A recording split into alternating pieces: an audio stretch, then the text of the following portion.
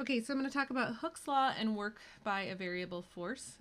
Okay, so Hooke's law is F equals kx, where F is a force, k is force units per length, and then x is the amount a spring is either stretched or compressed from its unstretched length. So sometimes you have to do some subtraction to figure that out.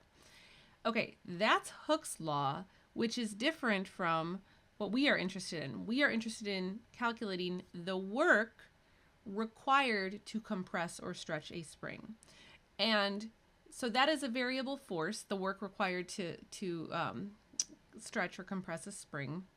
So that is captured then by integration. So I use this formula, W equals the integral from a to b of f of x dx, but modifications. So this f of x in this case, that's where Hooke's law comes in. And then this a and b represents the spring compression.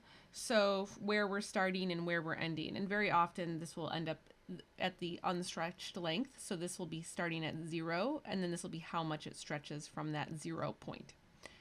All right, now the key to these problems is really knowing the units. If you pay attention to the units, then everything gets very easy.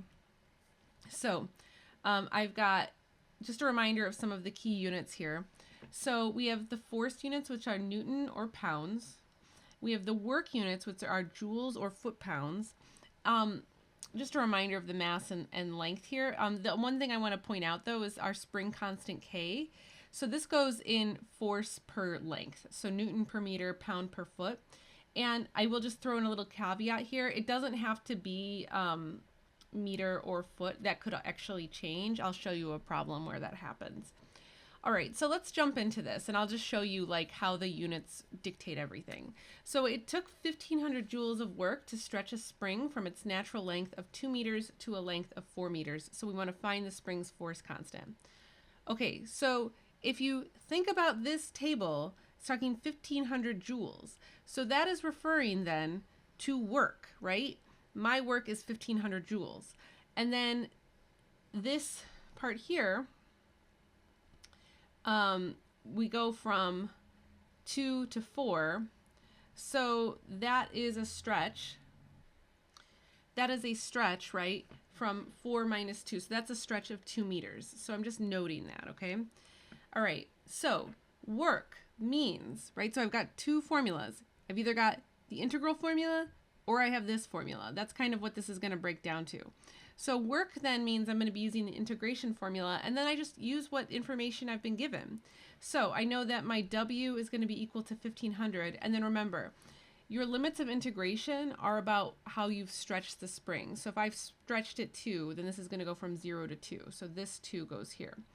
Now, I don't know what K is. That's literally what I'm asked to solve for, and then I just leave X alone.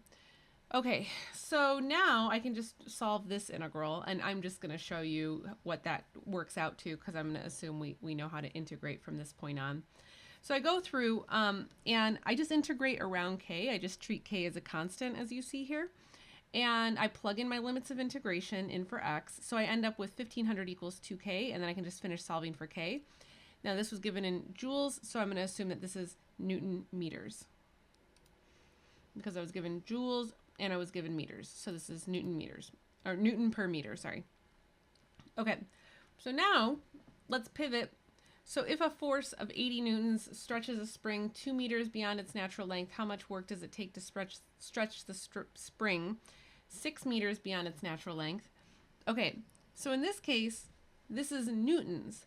That is a force, right? It even says it. If a force. This is a force. That tells us what formula to use. F equals kx. And we're talking about a moment in time.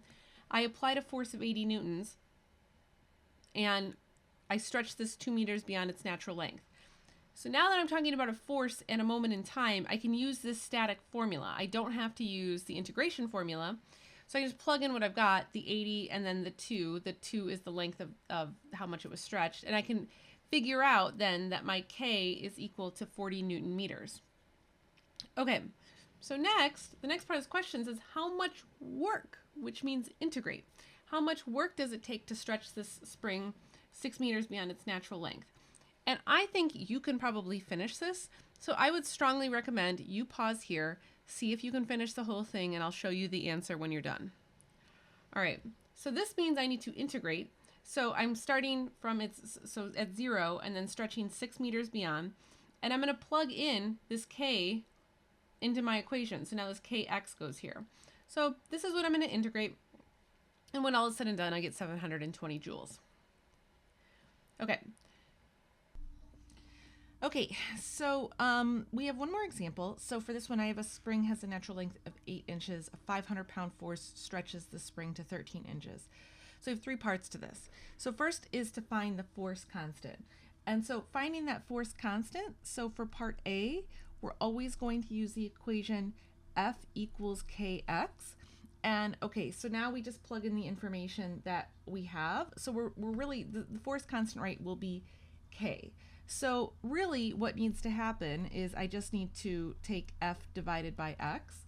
So in this case, now I just have to read what was my force. So my force was 500 pounds, so that's going to be my F. And then my x is how far was this spring stretched. So it's not, so you want to think of how far was it stretched from its 8 inches. So the stretch factor in this case is 13 minus 8. So it has been stretched 5 inches beyond its length. And so that is going to be your x. So my k is just going to be this nice number, 100 pounds per inch. Okay. And that's because force is in pounds, right? So this is in pounds, and then this is 5 inches beyond its length, so pound inches. Okay, cool. So the force constant, I'm just going to note that this is 100 pounds per inch, and then let's keep going. So I'll clear some space. Okay, so now the question is how much work is done in stretching the spring from 8 to 13 inches. And so again, that's 5 inches beyond its natural length. And so the general setup for that is, so 0 is our starting point, that's 8 inches, but then we're going 5 inches beyond the natural length. And so in this case then, so I'm just going to integrate kx dx. So there is the setup in this case. And so of course now I know what my k is, right? So my k was 100. So I've actually got this nice easy peasy integral to work with in this case. So this is going to be 100, and then I've got 1/2 x squared, and I just need to evaluate this from 0 to 5. So this is going to be 100, and then this is really 25 over 2 minus 0. So this is just going to end up equaling 1,250 inch pounds. Yeah, I got that right. Okay, so that is inch pounds. So very often though, when we talk about work, we're talking about foot pounds. So then we also do just want to think about making a unit conversion here. So that unit conversion, let's see, I'll make a little space. So I've got 1250 inch pounds. So since this is 1250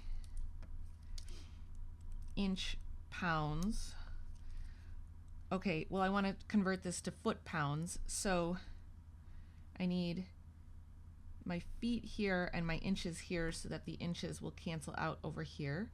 So in 1 foot there are 12 inches. So I effectively just need to divide 1250 by 12.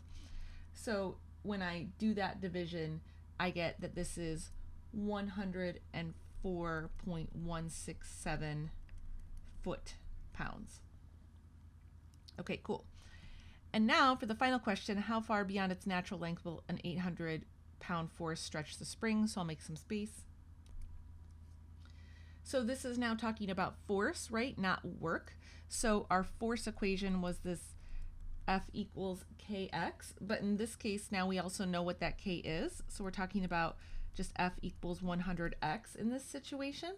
So I'm now given a specific force of 800 pounds. So this is all I really need to solve. So I've got nice easy numbers here to work with. So if I just divide, of course, 800 by 100, this is going to be an 8-inch stretch. So 8 inches. Okay, cool. And so that is going to bring us to the end of this video. So I'm going to leave it there, and I will catch you guys in another one. Bye.